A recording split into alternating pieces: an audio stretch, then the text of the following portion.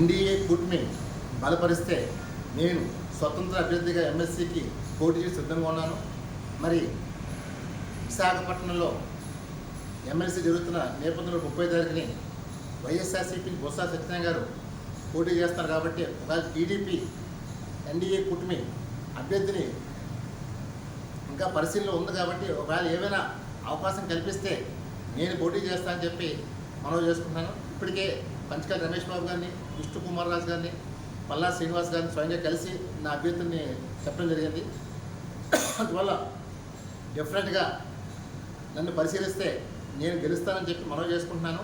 ఒకవేళ TDP NDA కూటమి కానీ అభ్యర్థులు పెడితే డెఫినెట్గా వాళ్ళకి విజయానికి కృషి చేస్తానని మనవి చేస్తాను. ఎందుకంటే విశాఖపట్నంలో బొత్స సత్యనారాయణ గారు ఎన్నో ఆస్తులు అక్రమంగా దోచారు. విశాఖ రాజధాని పేరుతో విశాఖలో భూములు కబ్జా చేశారు. అలాంటి వ్యక్తిని విశాఖ ప్రజలు కానీ ఎవరు కోరుకుంటలేదు. గడిచిన ఎన్నికల్లో కూడా ఆ కుటుంబాన్ని మొత్తం ప్రజలు ఓడించారు, చీకొట్టారు.